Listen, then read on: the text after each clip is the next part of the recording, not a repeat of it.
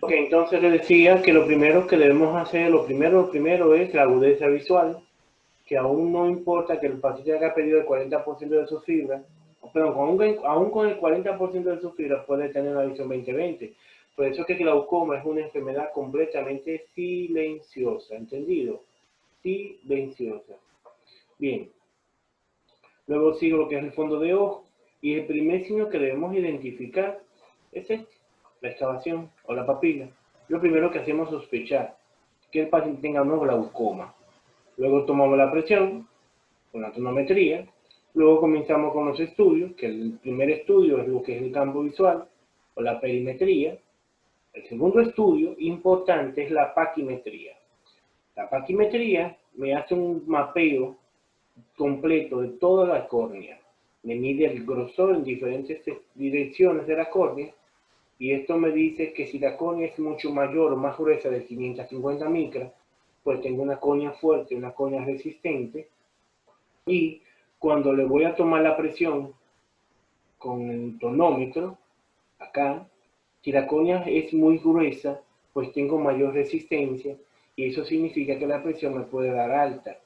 Ahora, si la córnea con la paquimetría es más delgada, pues cuando tomo la presión me va a dar una presión mucho más bajita.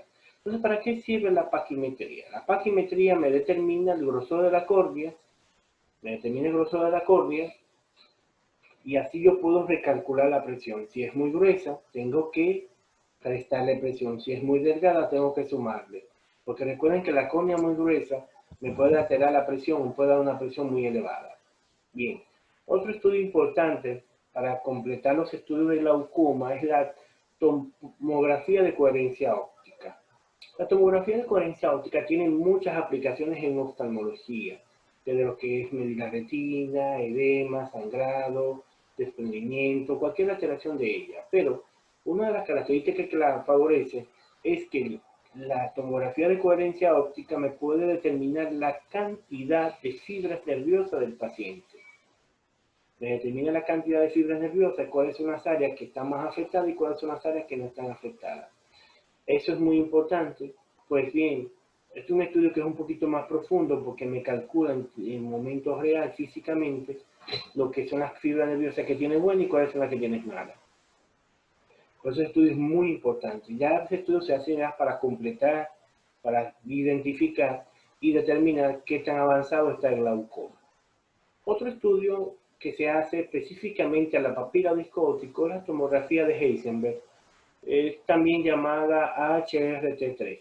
Esta tomografía se utiliza, claro está, para medir en 3 dimensiones lo que es la papila y la excavación. ¿Qué función tiene esto? ¿Cuál es la importancia? Pues bien, la papila a veces es mucho mayor de lo normal. Por ejemplo, una papila normal puede medir entre 1.5 milímetros aproximadamente, pero hay personas que tienen papila de 2.5 y 3 milímetros, o sea que duplica el tamaño. A veces la papila tiene una excavación que, dependiendo del tamaño de ella, esa excavación puede ser fisiológica y dar un glaucoma falso positivo. O sea, un glaucoma, podemos sospechar de glaucoma, pero lo único que tiene es un signo de glaucoma, pero vemos que la cantidad de fibras nerviosas es la correcta. Lo que tiene es un tamaño de nervio mucho más grande. O sea que eso puede dar errores muchas veces en algunos pacientes. Bien. ¿Qué es lo que ahora glaucoma? Muchos pensarán que glaucoma es el aumento de la presión intraocular. Eso no es así. Glaucoma se define como una neuropatía óptica, o sea que afecta a las fibras nerviosas, afecta al nervio óptico, que da un aspecto característico en la papila óptica. ¿Y cuál es ese aspecto? La excavación. ¿Ok? Esa excavación que está acá es la que podemos ver presentando al paciente defecto en el campo visual, o sea, los estudios que le mandamos a hacer, pero todo esto, esa neuropatía, ese aspecto característico de la papila, que es la excavación, y ese defecto de campo visual, todo esto está asociado a una elevación de la presión intraocular. O sea, la primera causa de glaucoma es el aumento de la presión. ¿Qué me provoca glaucoma? Entonces, glaucoma es eso, daño neurológico, presencia de excavación y daño en el campo visual. ¿Están entendiendo? Eso es muy importante que lo sepan. Un glaucoma, que tengo la presión alta, no. La causa principal del glaucoma es el aumento de la presión intraocular. Ahora, el glaucoma lo clasificamos en dos grupos, glaucoma de ángulo abierto y glaucoma de ángulo cerrado. En el glaucoma, recuerden que hay un ángulo, el ángulo iridocorneal, entre lo que es la córnea y el iris. Aquí es que drena el ángulo, aquí drena el humor acuoso en la malla trabecular. Drena entre el 85 y el 95%. Ahora, ¿por qué lo clasifico? Este estudio lo que va a hacer es clasificar el glaucoma si es de ángulo abierto o el glaucoma de ángulo cerrado. A este estudio le llamamos gonioscopía. Gonioscopía. Por ejemplo, ustedes ven esta imagen acá. Esa imagen aquí es esta misma que está acá. Aquí tenemos el iris y aquí tenemos la córnea. Ese espacio que ven aquí es el ángulo. En el ángulo, ahí es que está la malla trabecular, en este pequeño espacio.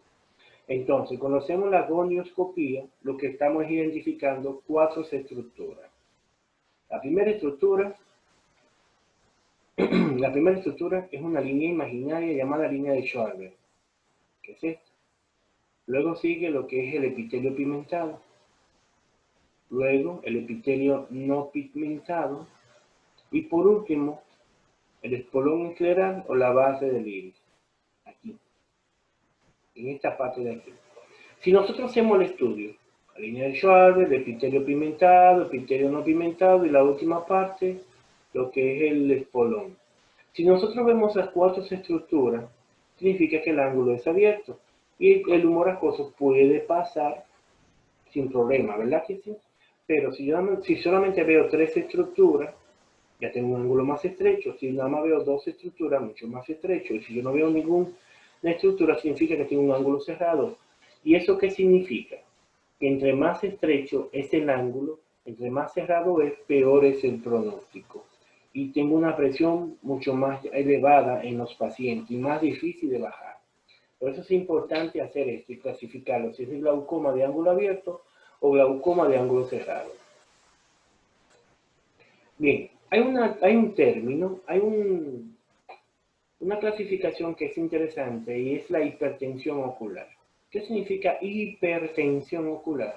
Que tengo una presión intraocular por encima de 21 milímetros de mercurio en varias ocasiones. O sea, yo puedo tomar la presión hoy, mañana, y está por encima de 21 milímetros de mercurio. Pero ¿qué es lo más interesante? Y es que no hay cambios glaucomatosos. O sea, no tengo excavación, no tengo daño en el campo visual, no tengo pérdida de fibras nerviosas. Eso es muy importante. Tengo una presión elevada, sí, pero no tengo daño glaucomatoso. Apenas el 4 a 7% de la población general por encima de 40 años puede estar por encima de 21 milímetros de mercurio y no tener cambios glaucomatosos. ¿Qué es lo más interesante? Que estos pacientes, un por ciento sí pueden desarrollar glaucoma. ¿Y eso qué significa? Que el paciente debe darse seguimiento, tiene que vigilarse todos los años, porque si se convierte en daño neurológico, entonces ahí hay que trabajar rápido para evitar progresión de glaucoma. Bien. ¿Cuáles son los factores de riesgo de los pacientes con hipertensión ocular? Primero, que si hay un factor de riesgo es que tenga defecto en las capas de fibra nerviosa, que ya comienza a presentar una excavación en la papila, que la presión sea mayor de 28 milímetros de mercurio, ya eso es algo peligroso, ¿ok? Que tenga historia familiar de glaucoma, o si el paciente es miope, o que el paciente tenga una presión 22 milímetros de mercurio, pero con una córnea muy delgada, de 550 micras, que eso cuando usted hace la paquimetría, si el grosor de la córnea es mucho menor, pues tengo una presión más bajita, pero si me da una presión en 22 y tengo una córnea delgada, eso sería un alto riesgo. Para esto los pacientes no necesitan tratamiento, simplemente vigilar. Y cualquier riesgo que tenga, pues lo tratamos con gotas, claro está. Porque lo que hacemos es disminuir la presión con tratamiento, medicamento para que se mantenga la presión ideal. ¿Qué es glaucoma de ángulo abierto? Vamos a hablar primero de glaucoma. Recuerden que hablamos de la gonioscopía, que sirve para identificar el glaucoma si es de ángulo abierto o de ángulo cerrado. Bien. Glaucoma de ángulo abierto, también llamado glaucoma crónico simple. Glaucoma crónico simple porque puede comenzar en edad adulta a partir de los 40 años aproximadamente. Generalmente suele ser bilateral, muy importante. La presión puede estar aumentada o puede estar en 21 milímetros de mercurio en cualquier momento de su vida.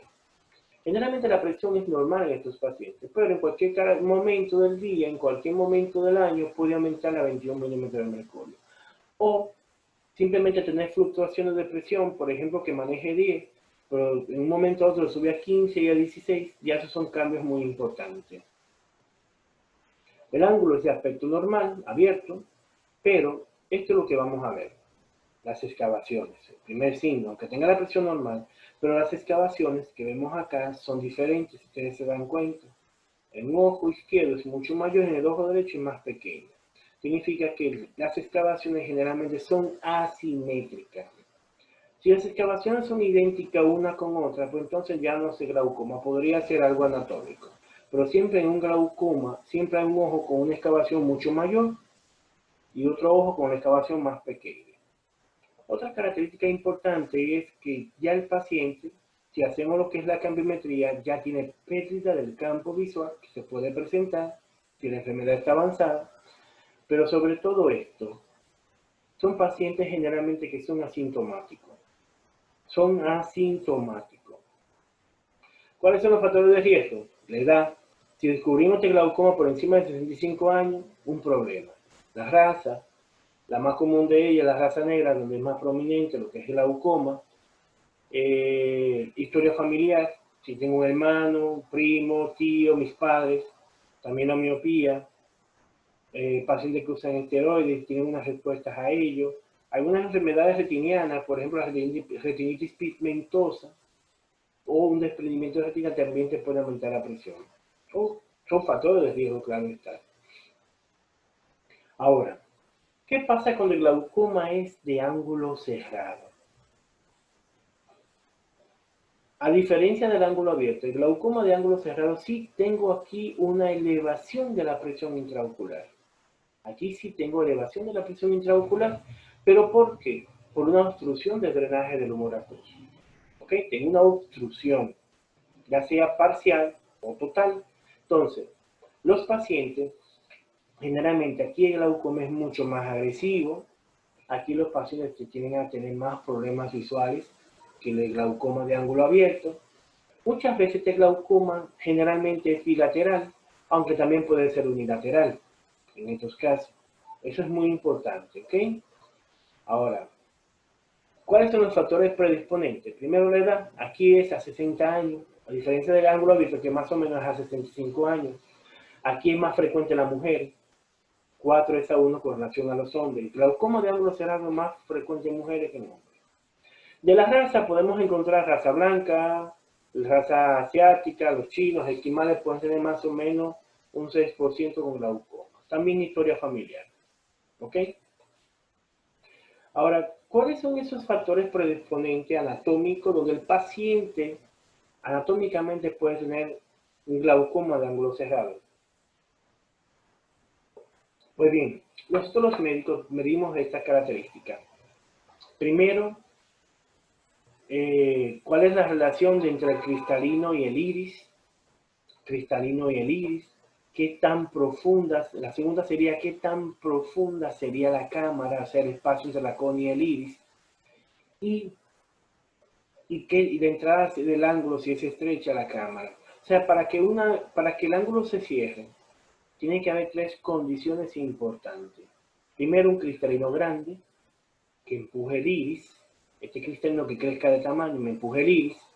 Segundo, que la córnea sea pequeña, mucho más pequeña. Y tercero, la longitud del ojo también sea más pequeña.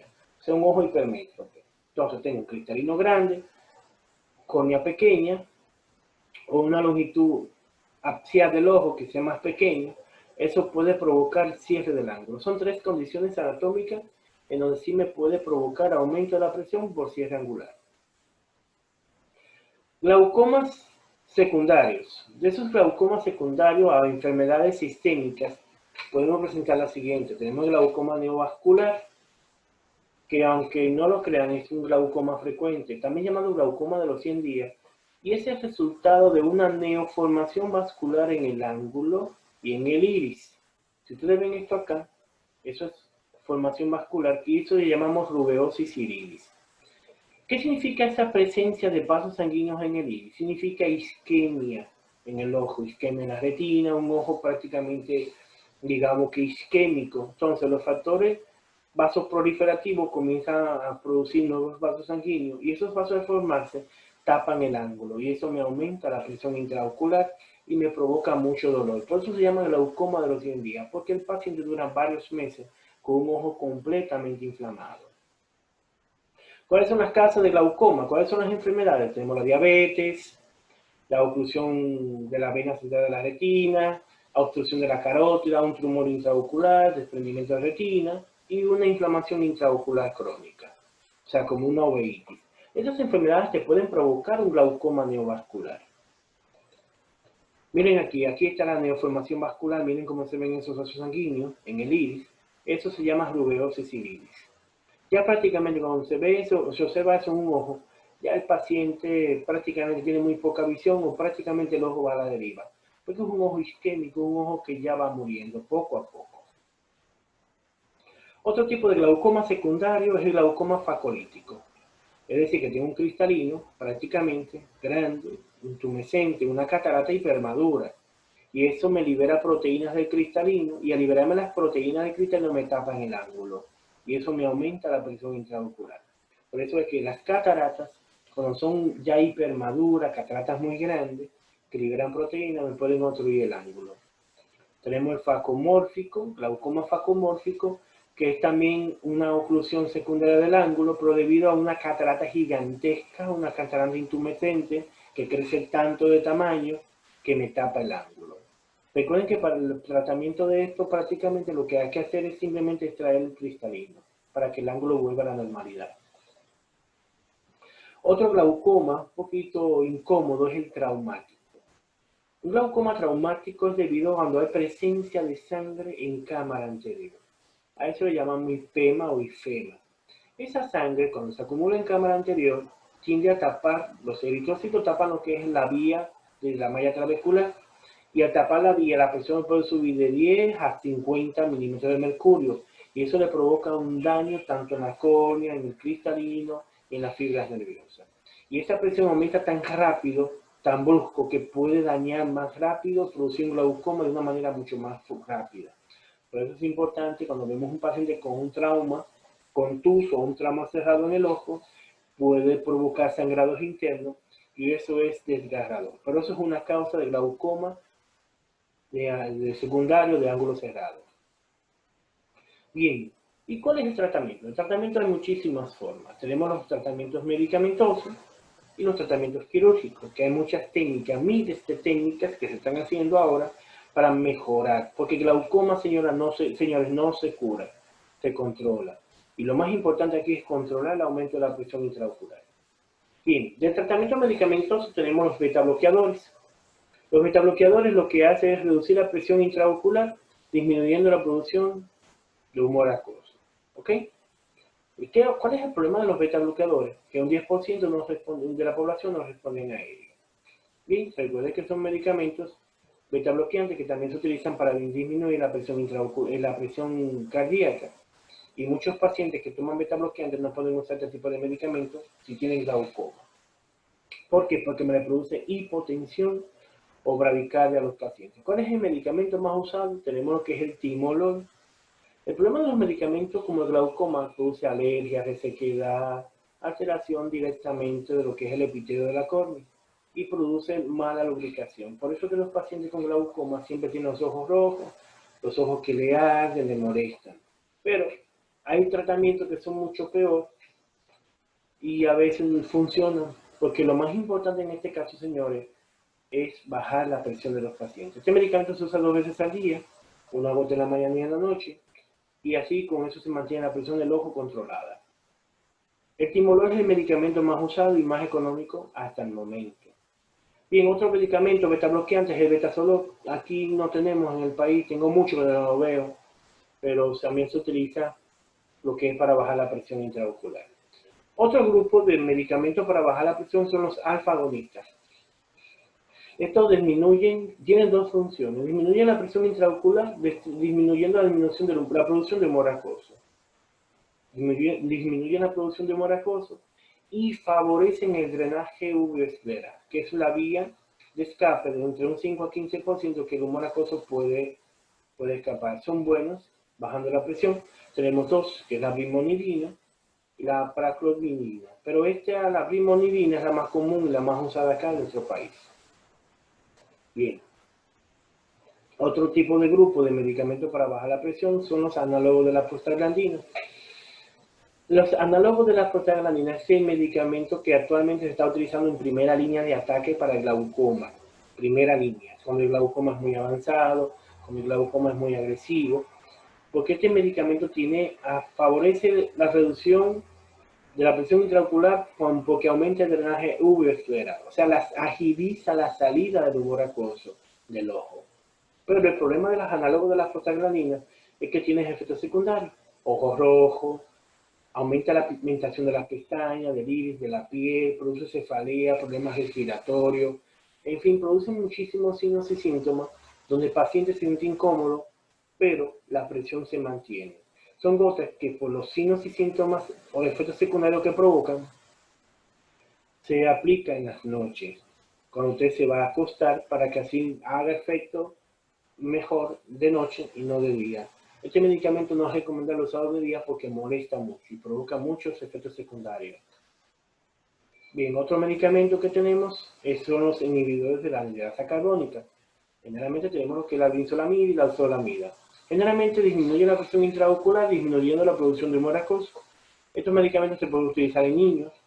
El problema de estos medicamentos es que pueden producir diarrea, calambre, parestesia, litiasis renal, depresión, fatiga, pérdida de peso, pérdida de líquido.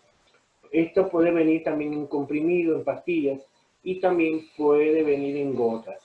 Este es el problema de estos medicamentos, que muchas veces se les recomienda a los pacientes comer guineo, fruta, para mejorar lo que es el potasio dentro de lo que es la intracelular. Estos medicamentos se combinan incluso.